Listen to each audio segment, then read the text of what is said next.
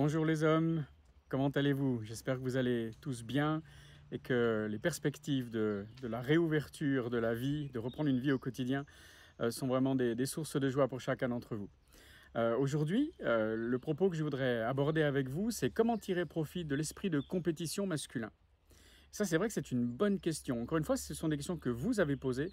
Je vous invite à continuer de nous les poser pour qu'on puisse y répondre le mieux possible au travers de ces 10 minutes MLK Homme. L'esprit de compétition, c'est vrai que c'est quelque chose que l'on a souvent entendu en ce qui concerne les hommes. Alors je me demande d'abord, est-ce que c'est un cliché? Est-ce que c'est vrai que les hommes ont un esprit de compétition? Bon, déjà, les femmes aussi en ont un, bien entendu, mais nous avons cette hormone en nous, en plus grande quantité que les dames, heureusement, qui s'appelle la testostérone. Et c'est vrai que cela peut créer un besoin d'aller voir plus loin, un besoin de se dépasser, une envie de conquérir, de découvrir, d'aller voir ce qu'il y a de l'autre côté de la colline. C'est vrai que la testostérone peut créer cela en nous, mais honnêtement, ça peut vraiment varier d'un homme à l'autre. En fait, ça va dépendre de qui l'on est, ça va dépendre de notre personnalité, essentiellement, ça va dépendre de notre éducation. Donc, c'est complètement normal que certains hommes ne se sentent pas particulièrement un esprit de compétition, alors que d'autres ont cet esprit extrêmement développé. Donc, ce n'est pas complètement un cliché, c'est un peu un cliché, parce que cela va vraiment varier d'un homme à l'autre. Maintenant, je dirais qu'avant de commencer à voir les points positifs, je dirais qu'il faut faire attention aux excès. L'esprit de compétition peut devenir un handicap, notamment dans nos relations avec les autres, si on ne sait pas l'utiliser à bon escient et le mettre à notre service. Si c'est nous qui sommes conduits constamment par un esprit de compétition, ça peut devenir un problème. Alors, dans les relations avec les autres, comment? Bien, avec nos amis, on peut avoir un esprit de compétition dans des jeux, par exemple, oui, mais de temps en temps et quand c'est souhaitable.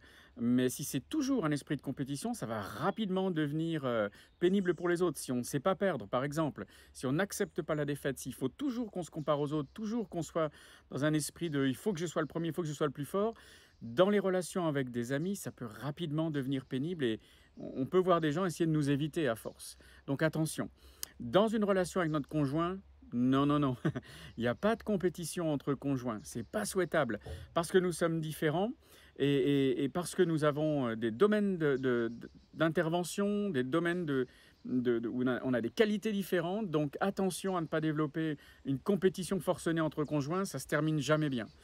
Le danger à ce moment-là, c'est qu'on essaie toujours de gagner, de vaincre contre notre conjoint au détriment de solutions qui seront gagnantes-gagnantes. Ce qui est important, c'est que, en fait, quand on a des différends avec notre conjoint, quand on a des tensions, on ne cherche pas à vaincre. Si je triomphe de mon conjoint, c'est le couple qui a perdu.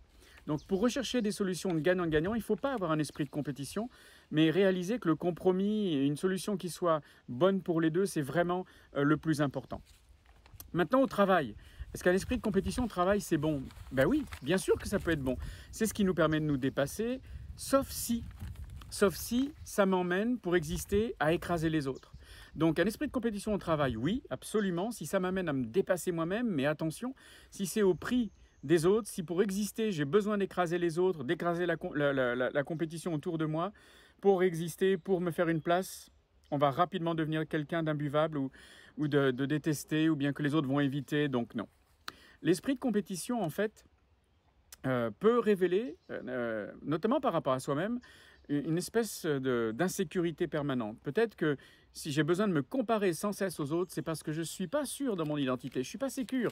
Et donc je me dis, il faut que je sache ce que je vaux par rapport aux autres. Et en fait, ça peut trahir une insécurité, ça peut trahir des problèmes plus profonds dans qui nous sommes, dans la façon dont on s'est construit, dans la façon dont on a développé notre identité. Donc ça peut nous amener à nous poser des questions. Mais pourquoi est-ce que j'ai toujours besoin de me comparer? Qu'est-ce qui fait que je ne me sens pas en sécurité dans qui je suis et de laisser l'autre être différent, peut-être être meilleur de moi? Qu'est-ce que ça peut faire si quelqu'un est meilleur que moi dans tel ou tel domaine? Est-ce que ça veut dire que je ne suis pas capable de me réjouir pour cette personne? Est-ce que ça veut dire que je me sens menacé par cette personne? Et j'ai besoin de l'écraser, ou j'ai besoin de la dominer, ou j'ai besoin de me comparer pour savoir ce que je vaux? Ça veut dire que ma valeur est attachée à mes réussites, à mes performances, et non pas à qui je suis, et non pas à ma relation avec Jésus. Donc ça, ce sont des bonnes questions à se poser pour soi-même, parce que si on ne le fait pas, les autres vont commencer à répondre pour nous. et se dire, mais celui-là, vraiment, on ne peut pas être avec lui. Il y a une espèce d'orgueil, de sentiment de supériorité. Il a toujours besoin de se comparer. Et en fait, il ne peut pas exister en dehors d'un rapport de force. Autant de choses qui ne sont pas souhaitables et qui vont rapidement tourner à notre désavantage. Alors maintenant, est-ce que c'est bon d'avoir cet esprit de compétition? Oui, ça peut être bon dans plein de domaines. Mais le numéro un, c'est d'avoir une exigence d'excellence pour soi-même.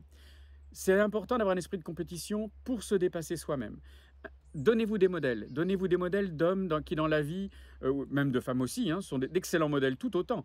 Mais je parle à MLK homme, donc je vais garder les exemples d'hommes, mais il y a tout à fait des exemples féminins qui peuvent nous inspirer sans l'ombre d'un doute. Mais c'est bon d'avoir des modèles pour se fixer des objectifs, pour se dire bah, cet homme-là a réussi malgré ses challenges, malgré les défis qui étaient les siens. Il a réussi à dépasser ses défis et à réussir à atteindre ses objectifs. Ça, je le veux. Important que vous vous fixiez des seuils à atteindre dans plein de domaines différents de votre vie personnelle. Par exemple, dans votre temps de prière. Par exemple, dans votre lecture de la Bible, c'est bien de se dire, bah, cette année, je veux me fixer tel ou tel objectif. Je voudrais lire ma Bible dans l'année, au moins une fois en entier. Ou bien je voudrais faire tous les évangiles et essayer de comprendre les épîtres de Paul. Je ne sais pas, ça peut être plein de domaines différents. Ça peut être aussi, par exemple, de lire des livres qui vont vous inspirer, qui vont vous challenger.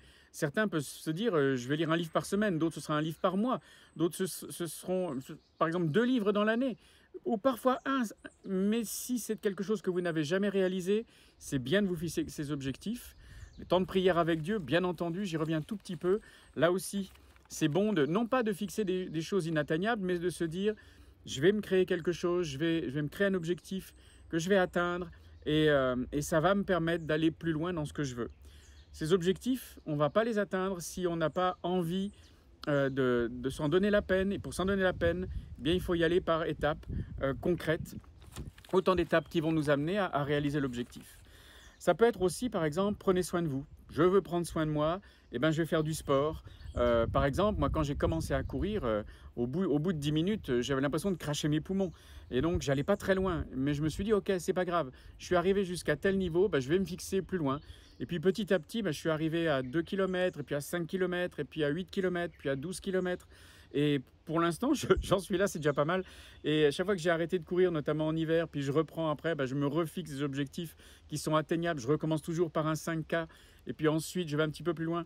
Je fais pareil pour le vélo. Souvent, je fais du vélo l'été parce que là où j'habite au Colorado, en hiver, c'est pas possible, il fait trop froid. Ben, je vais me remettre des objectifs qui sont des baby steps, c'est-à-dire des petites étapes atteignables pour ne pas me décourager. Si je me remets tout de suite de faire 50 km d'un seul coup ou plus, je vais pas y arriver. Je vais être dégoûté, je vais être découragé. Mais je vais utiliser cet esprit de compétition qu'il y a en moi où je me dis je peux faire mieux. Je vais me refaire 10 bornes, et puis 20, et puis 40, et puis je vais me faire la journée entière, etc. Autant d'objectifs qui me permettent de me dépasser et d'avoir ce sentiment de « yes, j'y suis arrivé et je suis bien dans ma tête quand je réalise ça. » Ça me fait me sentir bien et c'est positif pour moi. Alors, ça, c'était tourné sur nous-mêmes. Est-ce que dans le travail, finalement, il y a, je l'ai déjà dit, des choses positives? Oui, il y en a. Quand on dépasse des objectifs pour soi-même, sans écraser les autres. J'y reviens, mais c'est vraiment le point qui fait que quand on est trop dans un esprit de compétition, on risque de créer un problème, des tensions, des gênes avec les autres. Donc dépassez-vous vous-même, fixez-vous des objectifs au travail, fixez-vous des chiffres à atteindre, mais ne le faites jamais au détriment des autres, faites-le pour vous, pas pour écraser les autres, pas pour se mettre en avant par rapport aux autres, mais pour vous dépasser vous-même à vos propres yeux et être fier de vos réalisations et puis de rendre grâce à Dieu pour ce qu'on a pu obtenir. Et je crois vraiment que le Seigneur sera avec vous dans ces démarches. Dans notre relation avec les autres, pareil, on peut être dans un esprit de compétition si et seulement si c'est accepté et voulu par les autres. Faut jamais que ce soit forcé. Si c'est dans des jeux, on a un esprit de compétition avec des amis et ça nous amuse, ça nous challenge. On se fait des matchs de tennis par exemple ou de foot et on essaie d'être le meilleur possible. C'est bien, mais tant que c'est partagé par tous ceux qui y participent et que c'est désiré par tout le monde. Si c'est imposé, non. Autant les amis que le conjoint d'ailleurs. On peut avoir une compétition saine entre conjoints, mais attention, il ne faut jamais le faire encore une fois pour écraser l'autre, simplement si c'est accepté, et puis qu'il y a une forme de jeu aussi. C'est comme une émulation spontanée et fun. Donc en fait, Acceptez l'esprit de compétition, recherchez-le pour vous dépasser vous-même et pour devenir un modèle pour les autres, mais pas pour les écraser. Allez, MLK Homme, je vous souhaite une bonne fin de journée. Je ne sais pas à quelle heure vous allez regarder cela, mais que Dieu vous bénisse. Et donnez-nous vos témoignages. On en est toujours friand d'entendre quels sont les retours de ces vidéos. Merci.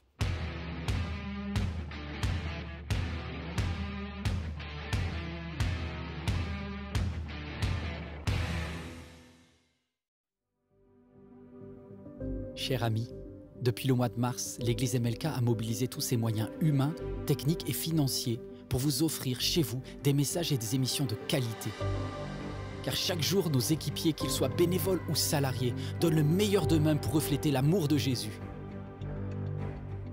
La mission que Dieu a confiée à l'Église MLK consiste à communiquer son amour à vos enfants, à vos ados, à vos amis, à vos proches, à tous ceux qui décrochent de nos églises plus traditionnelles. C'est vraiment cet amour qui nous a attirés. C'est surtout pendant le premier confinement au mois de mars que nous avons découvert les émissions pour enfants. Vraiment, ça nous a bénis. On a passé des bons moments en famille à regarder, donc moi et mes deux filles, on a regardé tous les mercredis pratiquement les émissions ML Kids. Et c'était vraiment une bénédiction pour moi ainsi que pour ma famille. Autrement qu'avec le parler, on peut toucher aussi avec le visuel. C'est juste génial ce qu'MLK arrive à faire en adaptant son message. Dieu est dans cette maison tout le temps, certes, mais le dimanche matin, il est là plus.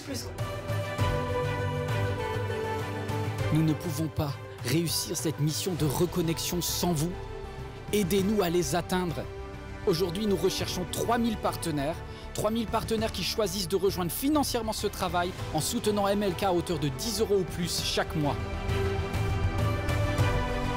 Mon seul objectif est de donner une nouvelle chance à chaque personne qui risque de s'éloigner, qu'elle soit auprès ou au loin.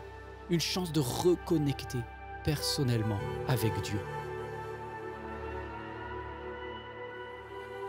Aidez-nous. Devenez partenaire financier de MLK chez vous.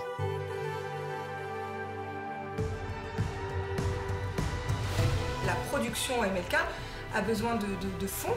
Voilà, je me dis pourquoi pas semer. Parce qu'on a été bénis.